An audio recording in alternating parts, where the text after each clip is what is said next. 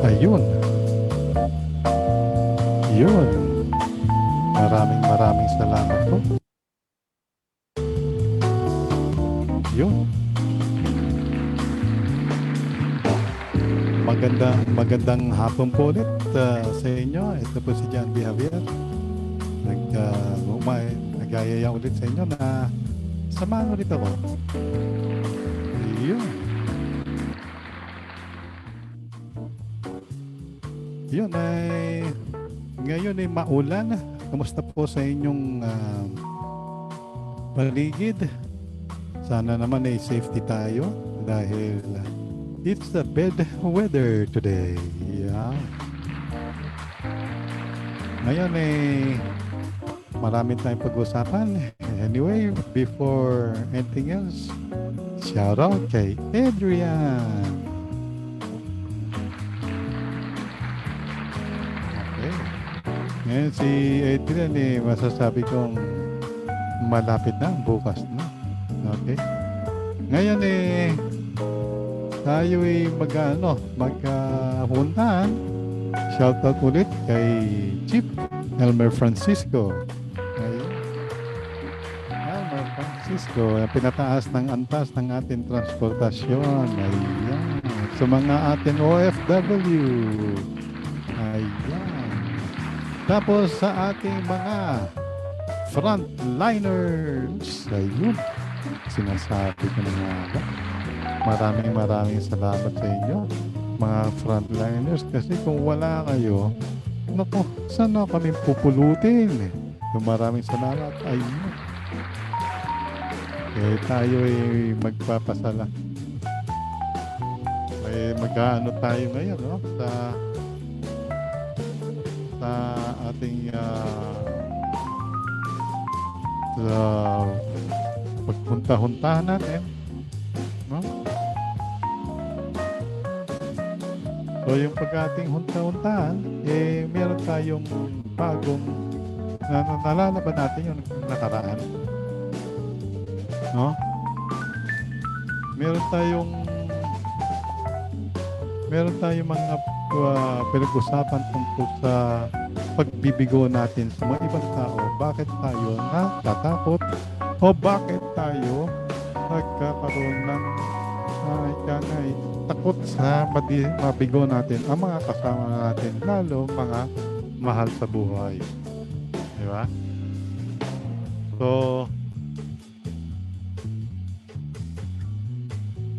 So ito yung nakaraan natin. Why do we fear disappointment? Pero may kadugtong o yan. Kung nakaka-disappoint tayo, no? Kung nakaka-disappoint tayo doon sa mga mahal natin sa buhay, at natatakot tayo, meron naman kadugtong yan. Ayun. Ang kadugtong yan saying no. Oo. Saying no. Okay.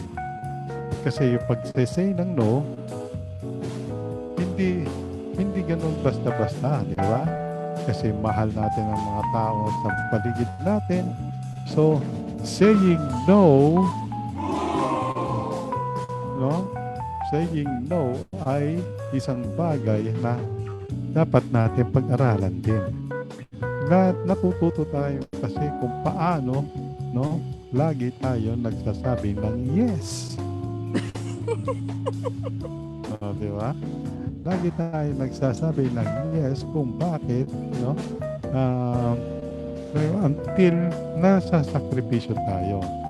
So, saying no ay magbibigay ng ating konting magandang perspective. Ayan. So, titingnan natin, mga kaibigan. Titingnan natin, bakit kailangan minsan sabi mo ng no? Yung pagsasabi ng no kasi, hindi ibig sabihin, negative na. Sometimes, yung pagsasabi ng no, yung pagsasabi ng no is medyo talagang masasabi kong medyo pag-aralan natin para hindi din tayo naaabuso ang buhay natin, 'no? Yung so minsan, 'no, ang importante kung bakit natin sasabihin ng no o sabihin natin hindi pupuwede sa Tagalog, 'di ba?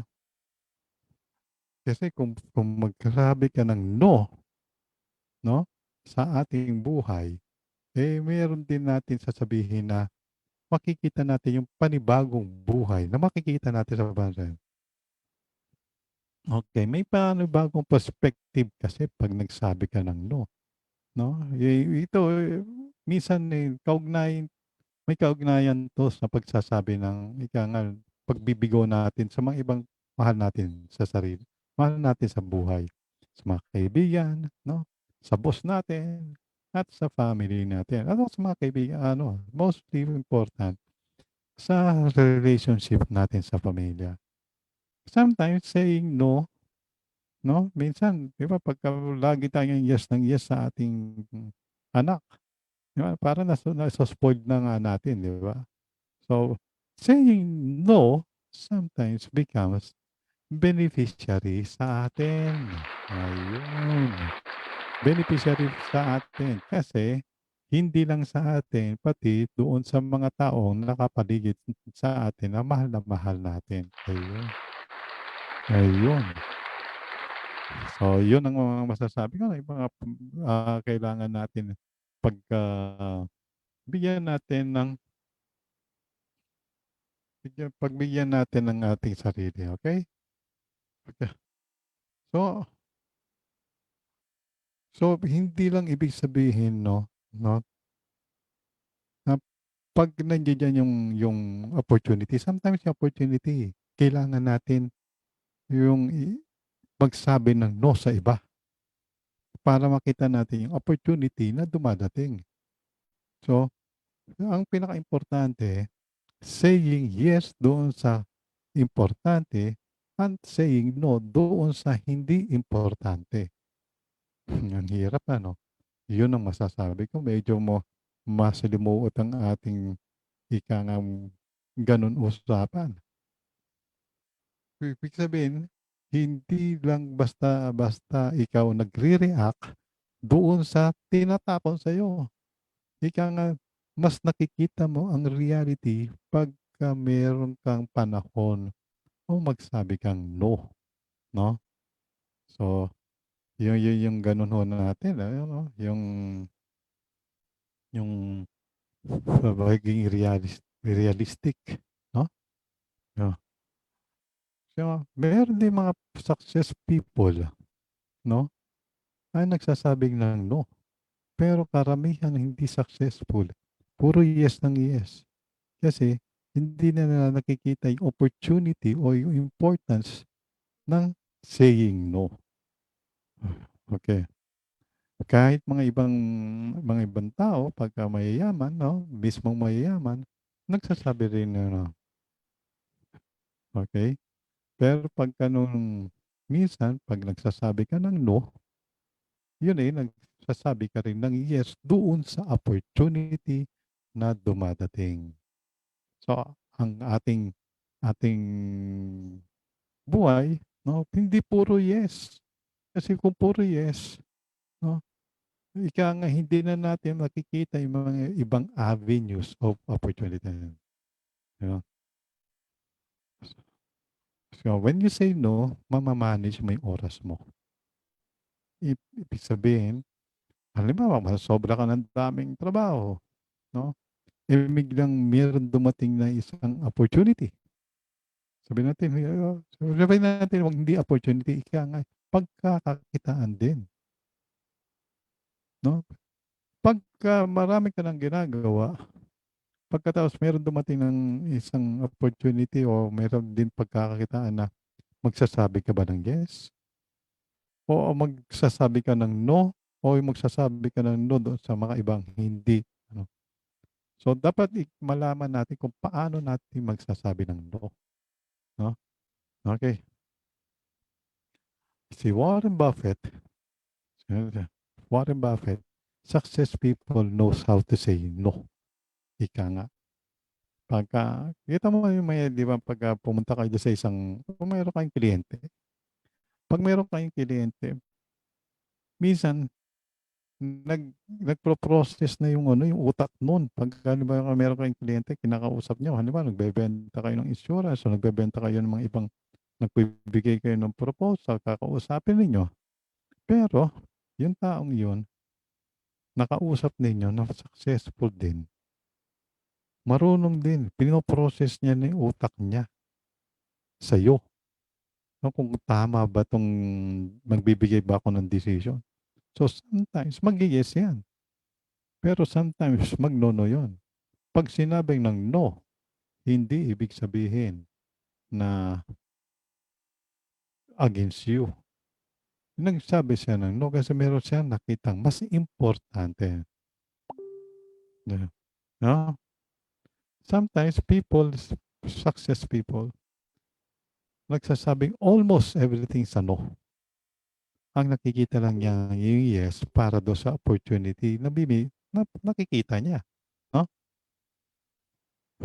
So, when you ika nga kung meron kang no sa iyong mga pocket mo 'no, meron kang no sa pocket mo, ibig sabihin nakikita mo na yung mga ibang opportunity na hindi mo nakikita ng ibang tao. Kaya paano tayo nagiging pressured magsasabi ng yes? Bakit? Kasi hirap na hirap tayo magsabi ng no kung tutuusin. Pero yung pagsasabi ng no, 'no, kasi sanay tayo magsabi ng yes. Bata pa lang tayo, 'di ba? Sa 100 times siguro, iilan lang masasabi naman natin mag-no, 'no? 'Pag lagi natin sinasabing yes, yes tayo ng yes. Pero how many times na tayo nagsasabi ng no, 'di ba? Kaya nga kung meron tayong column A at saka column B, masasabi ba natin, ano yung sa column A, yung kunyari yung yes, and then column B is no. Gaano karami tayo nagsasabi ng yes? Simula nung bata tayo, puro tayo yes ng yes, 'di ba? 'Di ba? Grumaduate ka ng high school, college, tapos nagtrabaho ka, yes ka rin ng yes, 'di ba? Oh, 'di ba sa promotion, yes ka. Nagkaroon ka ng, girlfriend o boyfriend, nag-yes ka, 'di ba?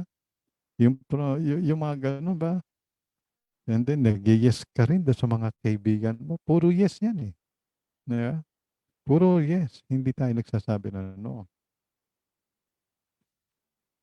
We say yes kasi yun ang nararamdaman natin na eto, masasabi ko, nararamdaman. Be careful, feelings yun. We say yes because nararamdaman natin, 'no, nararamdaman para, hindi ma-disappoint yung may ibang tao, 'di ba? Para makatulong tayo sa ibang tao, sinasabi agad natin yung yes. Pero 'no, sa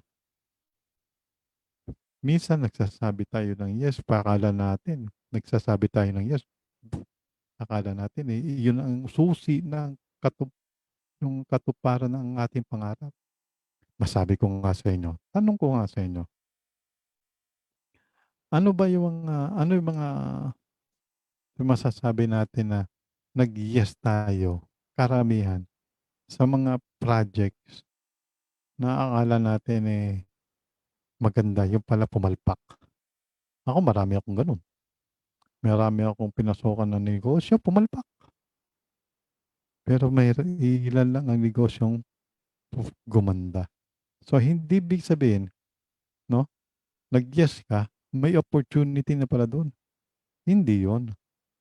Nag-yes ka dahil ang feeling natin, 'yan, feeling, akala nga natin ito yung tamang gawin. Hindi natin ina-analyze, 'di ba? Sometimes pagka nagsabi ng yes, ang hirap i-resist, 'di ba? Mahirap magsabi ng no doon lalo na 'pag boss mo. 'di ba? Lalo na yung boss mo, 'di ba? Pag pag boss mo na ang nagsabi ng, "Etong gagawin mo," wala, 'no? Pagka lalo pagka meron kang selosang girlfriend, oo, 'di ba? Selosang girlfriend, 'yan ang sinasabi niyang, ah, 'pag sinabing, "Huwag kang pumunta ka," siyempre ikaw si yes, 'di ba? Oo, ikaw si yes. Lalo 'pag yung asawa mo nagsabing, "Huwag kang lalabas, ha. Lalabas ako pero huwag kang lalabas," 'di ba? Oo, ayun. Huwag tayong ano, sometimes naabuso yung yes natin, okey? Sometimes yung yes hindi galing sa iba. Yung yes natin nanggagaling doon sa nakikita natin, 'no? Nakikita natin na kung ano nangyayari. Ika nga, ah, yung pag-aabuso doon sa yes, yun yun. So, tingnan natin. So, sa mga oras ng pamilya natin, sa oras ng kaibigan natin, lagi tayong nagsasabi ng yes. Ah, so, ang result niyan, minsan ang problema 'pag na gano'n ang nangyari, hindi na natin nakikita yung opportunity, yung oras natin. Hmm, okey. How to say no without feeling guilty? Ano yung mga gano'n? Paano tayo magsasabi ng no na hindi tayo nagiging guilty? Number one, okey, la lab ika nga dapat meron kung tayo nakapag-usap na sa mga, Amerikano o kaya sa mga Australiano o sa nagbabaon tayo ng English.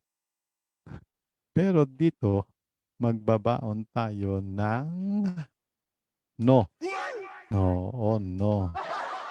'Yun, magbabaon tayo ng no kasi yung no na 'yan, tiyak 'yan, 'no?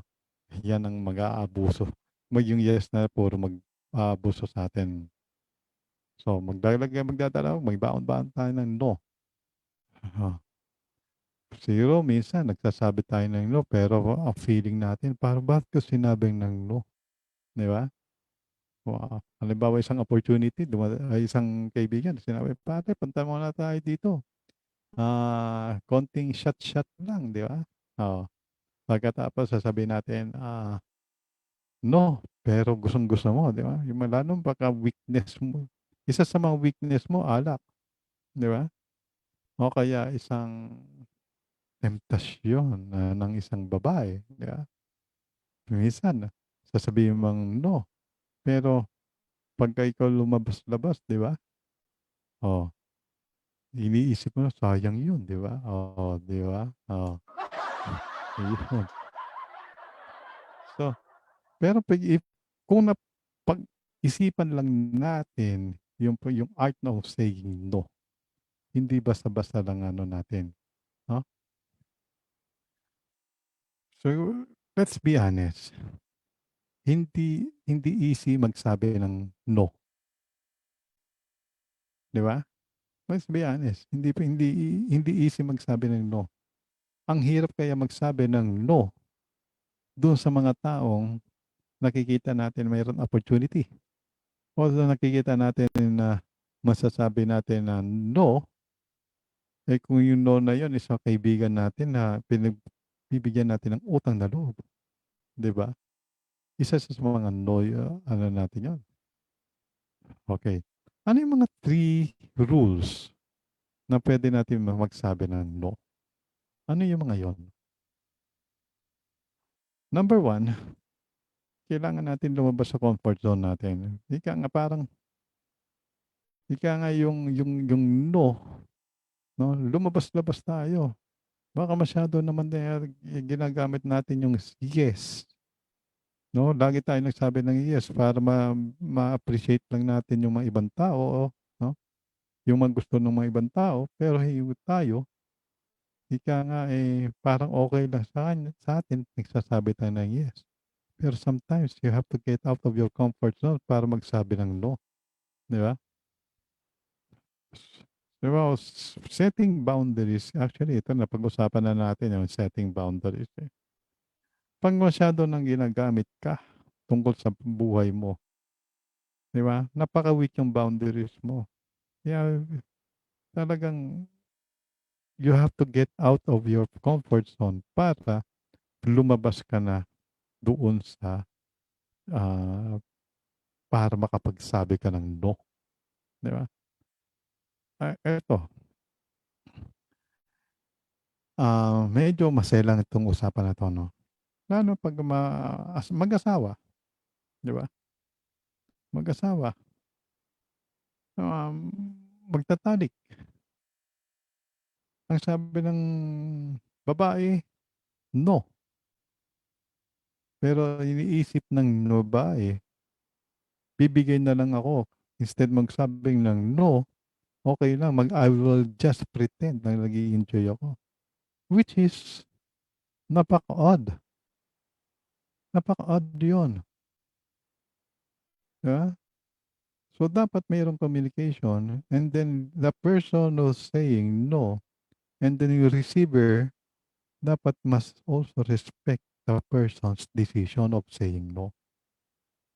'Di ba? Oo. Isa sa mga ano yon.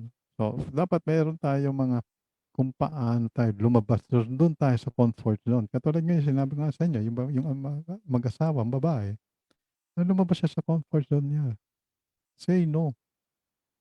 Hindi pa puwede yung puro ka say ng yes, pero 'di ba? O ikaw magkapatid kayo, 'pag sinabi ng kapatid mo, gawin mo 'to kasi nakakatanda siya.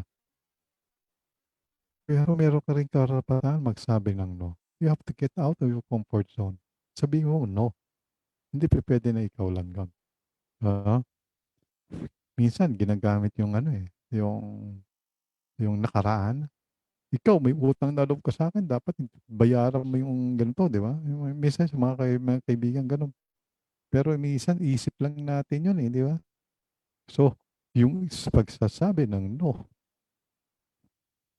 hindi dapat, ika nga, eh, hindi dapat na pinagdadamutan natin sa buhay natin 'yan. Okey, number 2, 'no? Ikaw ang air traffic ng oras mo. Hindi ka nga ikaw ang naghahawak ng oras mo, hindi sila.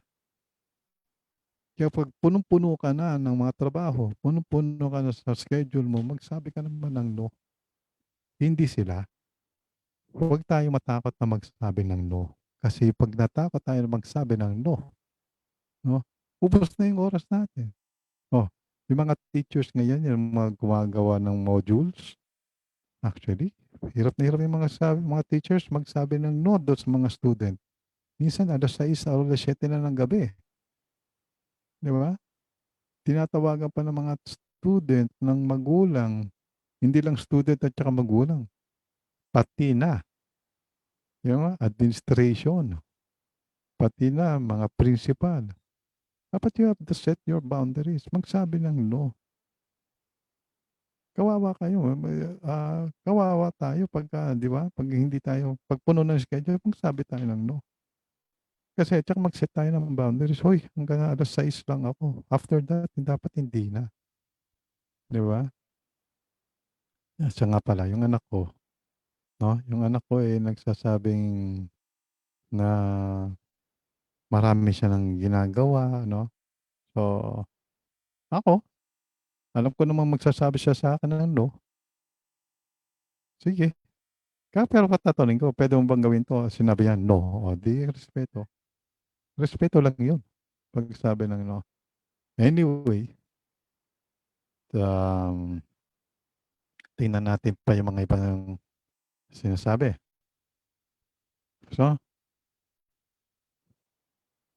So saying no, yung number 3 natin.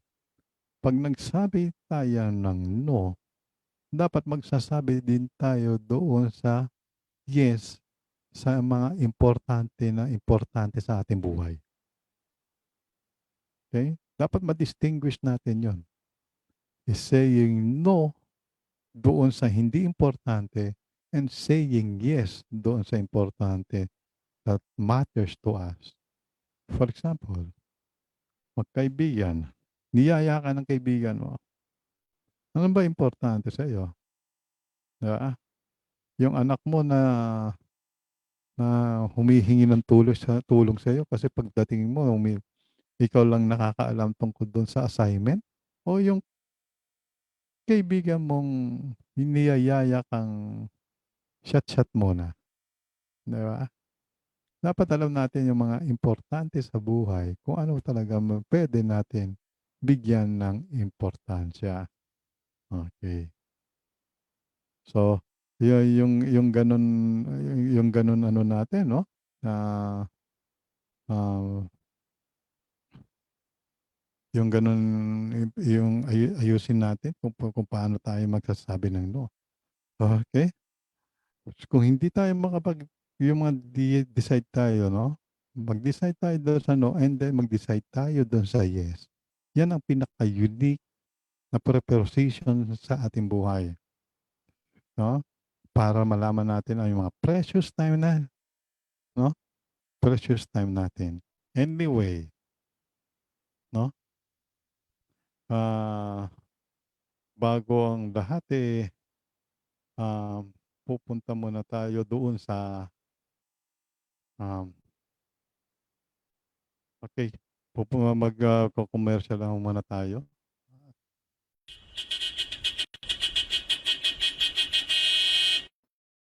Magandang araw sa lahat.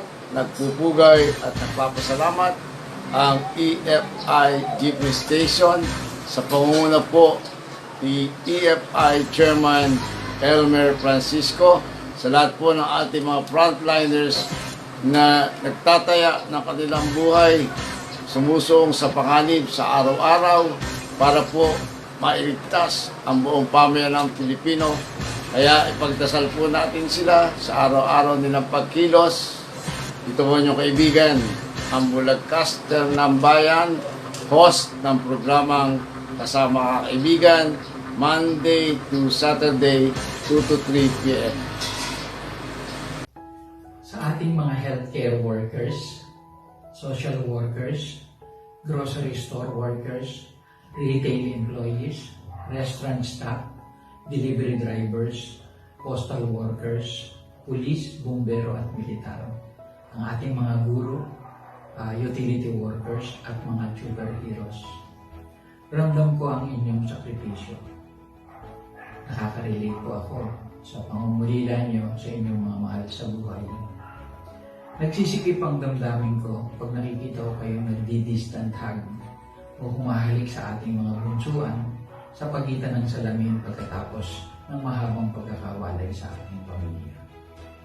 Ang mga staff po ng Elmer Francisco Industries Radio Station at ang programang Kaunting Kaalaman Pang-agham ay sumasaludo sa inyo. Pinagdarasal po namin ang inyong kaligtasan, magandang kalusugan, malawak at mahaba pang pangunawa. Muli po, ito po ang inyong radio broadcaster, Igan D. Capistrano, ng programang Kaunting Kaalaman Pang-agham tuwing Sabado alas 3 hanggang alas 4 ng hapon. Nagpupugay po at sumasaludo sa inyo. Mabuhay po kayong lahat.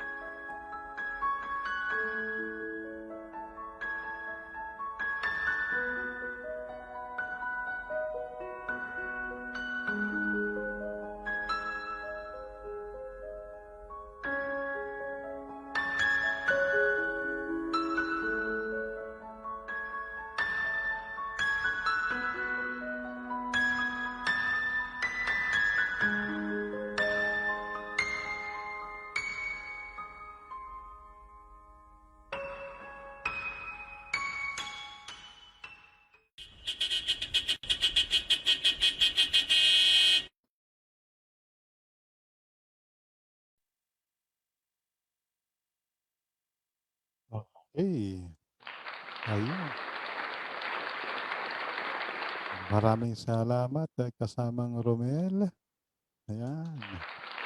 Maraming salamat sa kay kasamang Rick, no?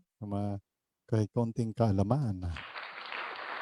At maraming salamat kay Sir Kat. Ayun. Ngayon sa shoutout doon sa JC Premier, no? Sa JC Premier, doon sa Show My Online Franchise. Ayun.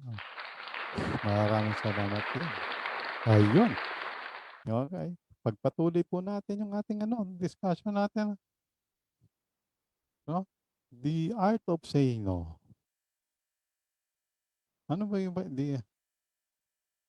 the art of saying no?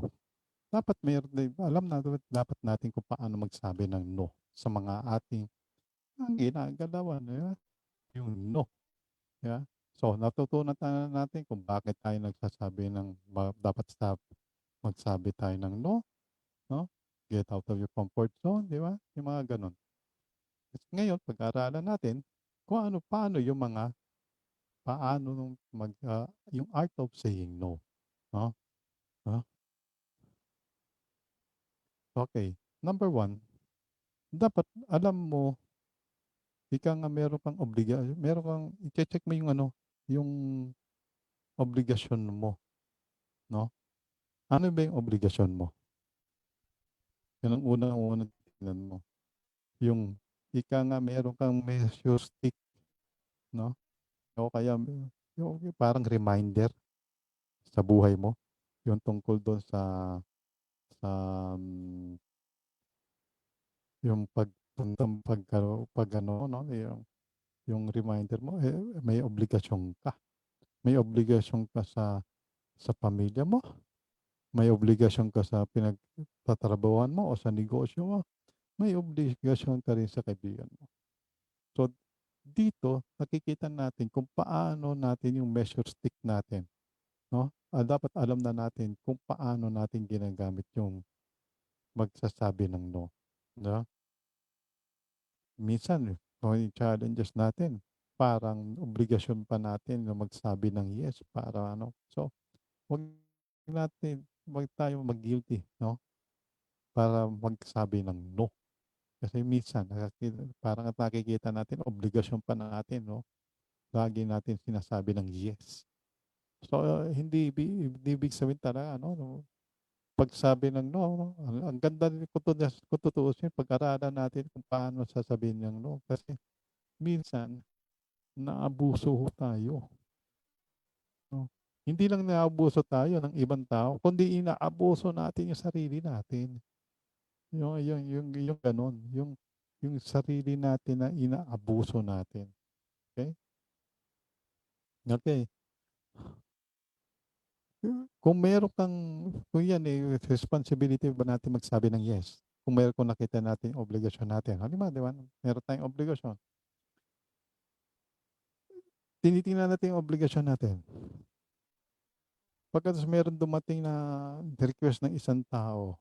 Pag nag-request ng isang tao, titingnan mo, "Eh, obligasyon ko ba magsabi ng no?" Di ba? Isa sa mga dapat pag-aralan natin, kung marunong ba tayong makita natin yung may measure stick natin. At tawag daw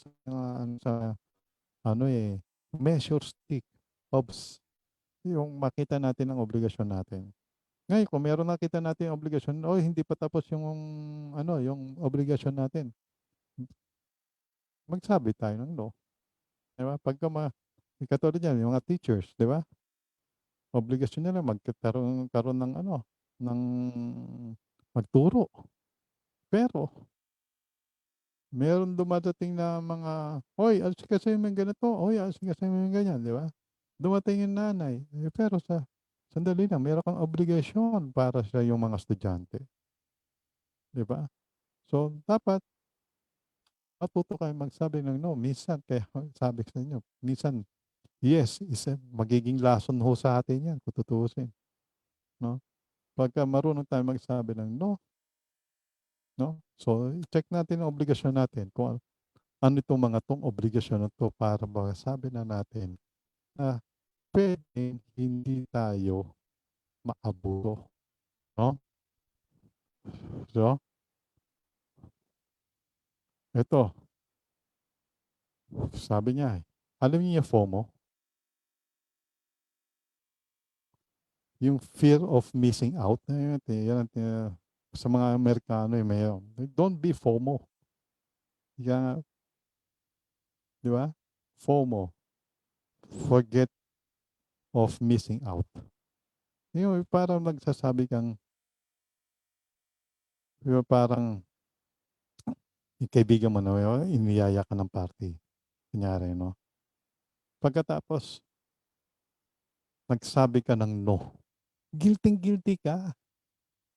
Nami-miss mo yung parang gusto mong sumama, 'di ba? Dapat marunong tayo kalimutan mo na 'yan. O kaya tayo nagsasabi ng yes kasi nami-miss natin si ganito, nami-miss natin yung ganyan, yung happening ni ganito, happening na ganyan. Pero tama ba yun? Baka yun yung nagdo-draw doon sa pagsasabi ng yes na 'no, doon sa hindi pagsabi ng no. Baka puro yun lang na sinasabi natin ng yes, 'no? So, kaya nga FOMO, forget of missing out. Huwag kang mag-guilty na meron kang mga ibang, ika nga, mami-miss mo doon sa sitwasyon kung nagsabi ka ng no. Dapat kalimutan mo na yun, 'di ba? Kung hindi naman importante, bakit hindi? Kasi minsan pagsabi ng yes, minsan yung feelings, yung sinasabi natin sa sarili natin, ang gustong-gusto natin yun, 'di ba? Yung feelings na yun. Minsan ginagawa lang natin yung yes para ma-appreciate ng ibang tao yung ginagawa natin.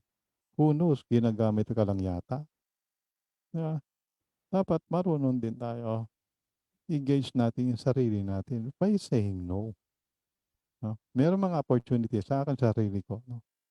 Meron akong mga opportunities, pinalagpas ko. Kasi yung kaya ko pinalagpas, kasi hindi ko nakikita,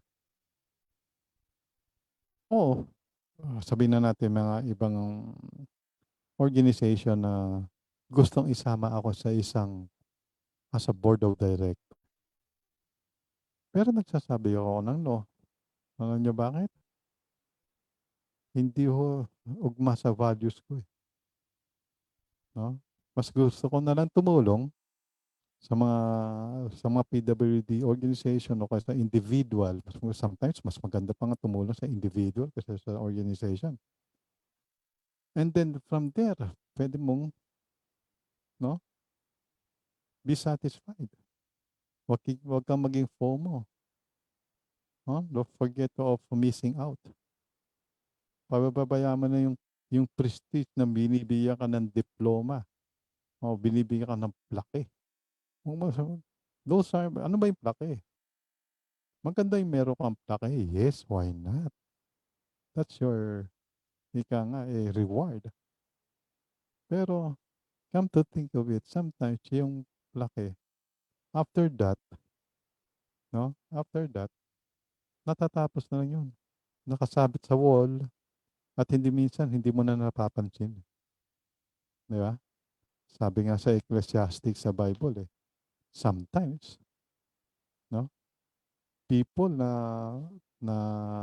I don't know, it's a Proverbs yata o sa Ecclesiastes, sometimes yung well-known people nakakalimutan na. O yung magaling mong ama, sabi mo magaling talaga yung tatay mo. After namang generation mo, baka sa second generation o third generation, hindi na kilala yung tatay mo, eh. O ikaw na mismo, after third or fourth generation, baka hindi ka na kilala ng apo-apuhan mo. Kilala ka lang sa gano'n na meron kang na-achieve, pero baka hindi ka na, 'no? Baka hindi ka na na kaya nga, hindi ka na naalala ng kaapo-apuhan mo. Gano'n naman talaga, 'no? Ayun. So, anyway. So,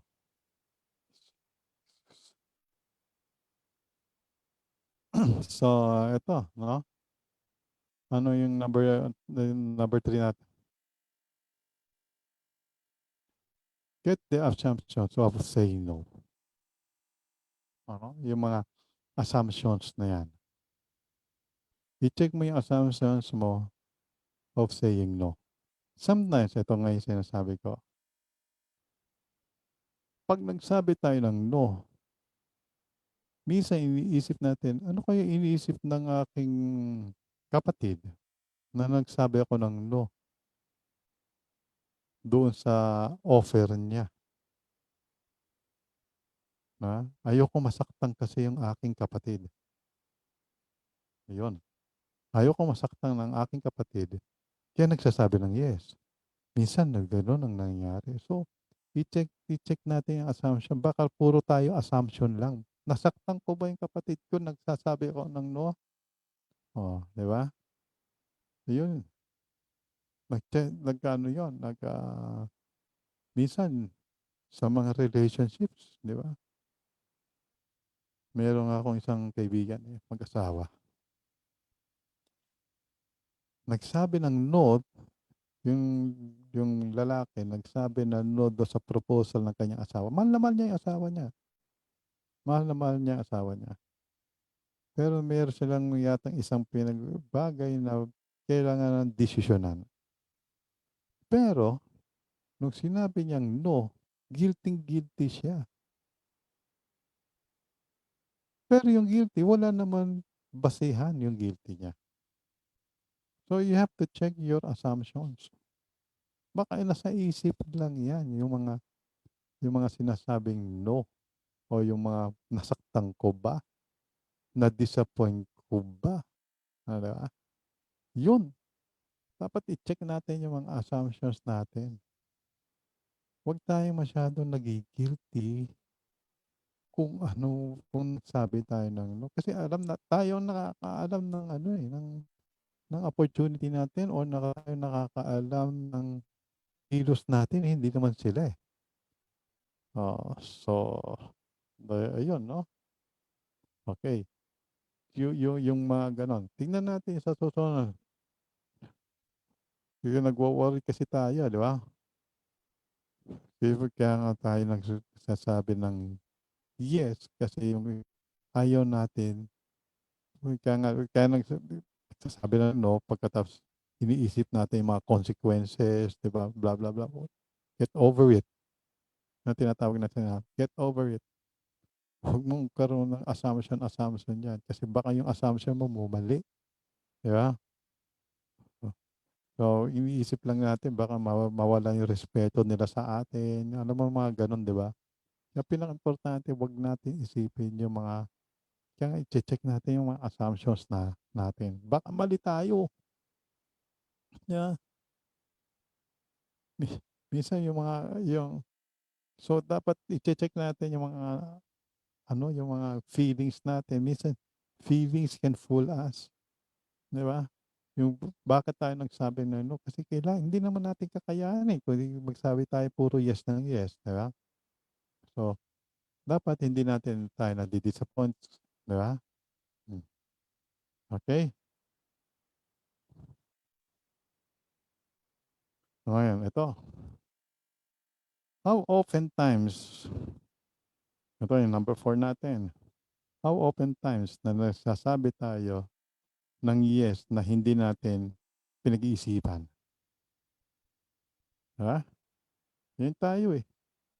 Yes tayo ng yes, pero hindi natin napag-iisipan.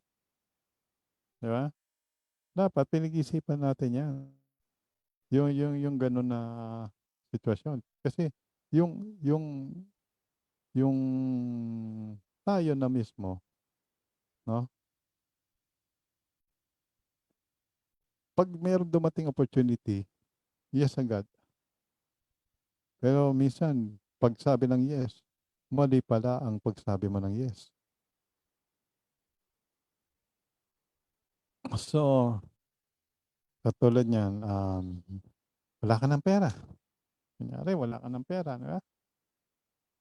Meron dumating na offer. Sabi, pare, meron akong offer sa'yo. Magandang opportunity to na ano. Eh, kaya may utang na loob ka doon. Ha? Sinasali ka sa isang maliit na negosyo. Ha? Pare, yung si ganito, meron tayong may negosyo. Pasok ka ha, ganyan yan. Di ba? Minsan, hindi tayo nakapag-isip. Pasok agad tayo. Dahil kasi pinag-uutangan natin ang loob. Yun. Ah, pag sinabi naman natin na kaya sinabi ni Mrs. Yeah, ito masasabi ko sa inyo. Na pyramid scam na rin ho ba kayo? Hindi Oo. Ako po yun. Na pyramid scam na rin po ako. Yung aking asawa, sa dahil lang gusto niyang kumita, ito nga yung sabi nga when it's good to be true, huwag mong pasukin. Ako naman, when it's good to be true, dapat ano siya, logical. Kung hindi siya logical, huwag pasukin. Okay. Paano kung saan, bakit ko sinabi yan? Kasi yung aking asawa, nag, naglagay sa isang investment. Ang sabi, 10% per month ang kita. Okay, 10% ang kita. So, kinausap niya yung nanay niya. Kumuha siya ng 100,000 sa nanay niya. Ang nanay niya naman, tiwala sa kanya. Okay ba yan? Oo. Sige ma'am, hati tayo doon sa sa 10%. Kahit 5% na lang. Basta akin na yung pera mo. Siyempre yung nanay, ganun din, di ba? Kinuha niya yung pera niya. Ang asawa ko naman, bukod doon, kumuha ng 100,000 sa co-op. Utang.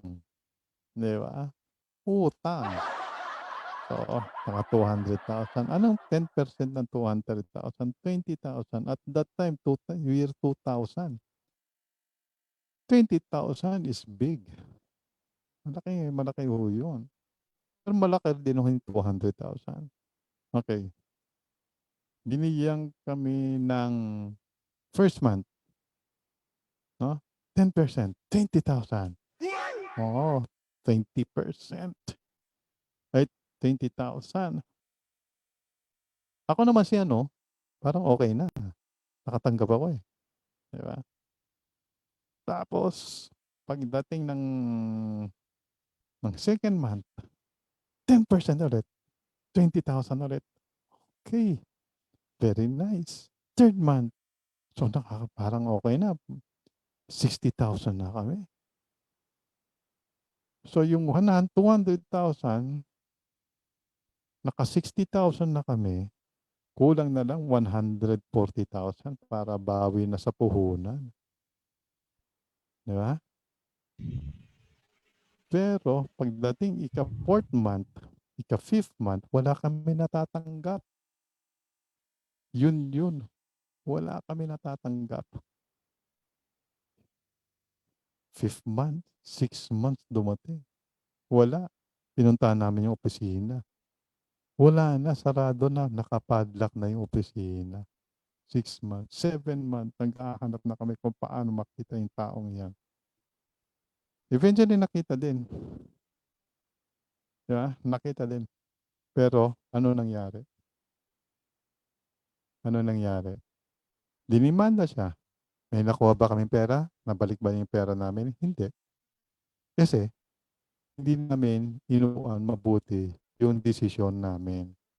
This is the reason why dapat marunong tayo umupo sa mga desisyon muna natin. Anyway, sunod. No? Communicate your no with kindness. Pwede mo naman. Tsaka with sincerity. Pero dapat marunong tayo magsabi ng no. Di ba? With kindness. O yung, hindi nga eh. Sasabihin mo lang no. Just be firm and be kind. Magsabi ng no. Para hindi ka ma-misinterpret ng ibang tao. Di ba? Minsan, yung mga pagdating sa opisyon, hindi nga eh. Nagagalit, di ba? Pero be kind of saying no. Kasi yung pagiging kind mo, no? Malaking tulong mo yun. At maintindihan ka ng ibang tao by saying no. Okay. Yung, okay. Consider to modify your no. Minsan, sasabihin mong no, at paano, ano yung technique na yun? Yung pag sinasabi mong, yung modify mo yung no mo, pag sinabi mong no, mo konti. Pwede mong sabihin, hindi ko kayang gawin yan, pero pwede ka nang tulungan sa ganito. Diba? Pwede yun. Pwede kitang tulungan sa ganito, pero huwag mo ko i-alok na ganito. So, pwede mo i-modify yung no mo. So, yung pag ma-modify mo ng no mo, no? Pwede mong, para hindi ka ma-misinterpret. Ito yung kinakatakutan natin. Di ba? Ito yung kinakatakutan natin. So,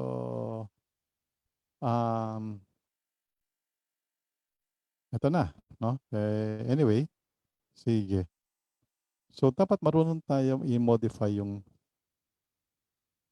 no natin. Sometimes yung ating yung mga no natin, no? Yung mga no natin dapat natin itingnan natin kung paano natin iayusin, no? I-modify natin para hindi rin masaktan. Lalo na yung mga mahal natin sa buhay. Yung mga no natin dapat kasi minsan hindi rin mahirap makatanggap ng no. Doon sa lalo kung kaibigan mo, di ba? O kaya mahal mo sa buhay. I-modify mo. Para sabihin mong no, pero tutulungan kita sa ganito. No, halimbawa, oras, no?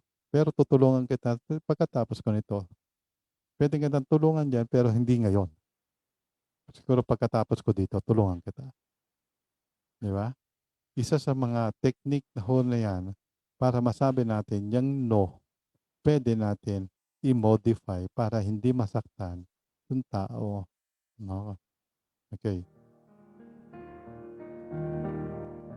Ngayon,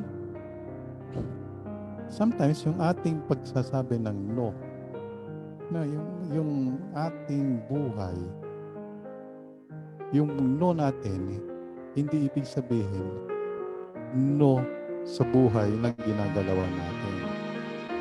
Yung no na yan, tulong din natin sa buhay natin, tulong din natin sa kanila. Tulong-tulong lang naman talaga totoo yan. Tulong natin sa sarili natin, tulong natin sa mga taong humihingi na din ng tulong. Baka yung taong yan, hindi nangangailangan ng tulong, nagsabi tayo ng no. Masakit din, tututusin, masakit din na makatanggap ng no. Pero kung maintindihan nila, no, maintindihan nila kung bakit nagsabi tayo ng no, siguro maintindihan nila. So, saan po tayo sa munting dasal ko natin, no? Lord, maraming salamat po ulit sa mga pagkakataon na nabigay ninyo. Bigyan niyo po mo kami ng kaalaman na pwede namin masabi ng no doon sa mga hindi importante ho sa atin. No doon sa mga hindi nakakatulong sa aming morality. No. Dahil minsan, parang kasi hindi namin pwedeng ipagpalit yung pamilya namin. Ang buhay na gusto mo mangyari sa amin. Yung pamilya, yung masasabi na